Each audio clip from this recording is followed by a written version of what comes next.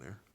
The biggest challenge was probably the governor. Governor Jindal at the time was anti-Medicaid expansion, and his popularity was really strong in Louisiana. So there was a contingency of folks that were like never Medicaid expansion, and it was tough to explain, at least in my area, to constituents that Medicaid expansion made sense for the working poor. It made sense for the guy that's making $15 an hour that needs health care. And I guess for me, what I could see was there was no plan B. So it was probably from the governor and probably Republican constituents that had a tough time for their conservative values to expand Medicaid.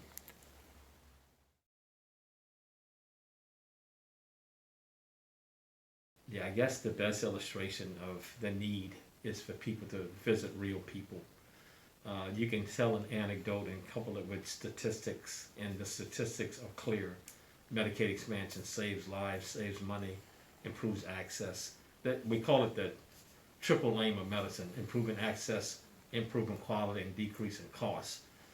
Medicaid expansion checks the box on all of those. I would encourage them to ask their legislators and representatives to visit community health centers or talk to people, have focus groups where people can tell their stories. The leading cause of bankruptcy in young people was those that were uninsured that could have been on Medicaid. The number of people that personal testimonials that, particularly in other states, but people that we picked up diabetes, uncontrolled, undiagnosed diabetes, hypertension, breast cancer, colon cancer, compelling stories, by the thousands of people that heretofore weren't in the medical system that gained access to Medicaid, and it changed the trajectory of their lives and their families' lives.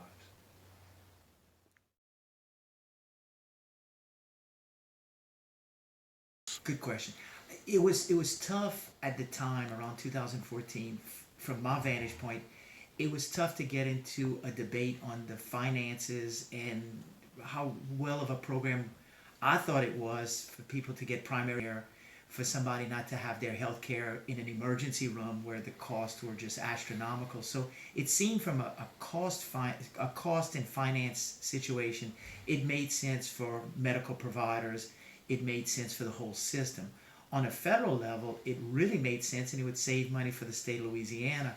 What the opposition said is, well, that all makes sense right now in the administration that's on the federal side, but what about in 5 years? What about in 10 years? Is it going to be sustainable?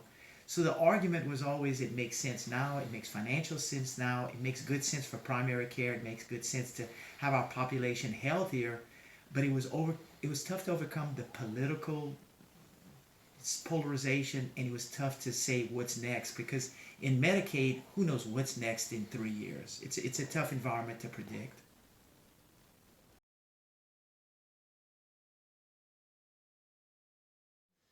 I've been doing medicine almost 40 years in the state of Louisiana, and this has been the single greatest intervention to help people on a wholesale rather than retail level.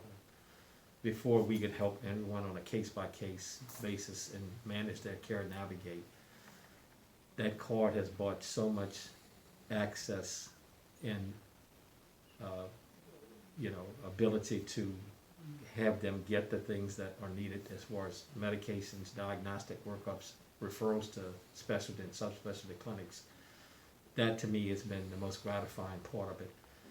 When you do one-on-one, you can help one person at a time, but by helping now in the state of Louisiana, it's 500,000 people that got added to because of Medicaid expansion.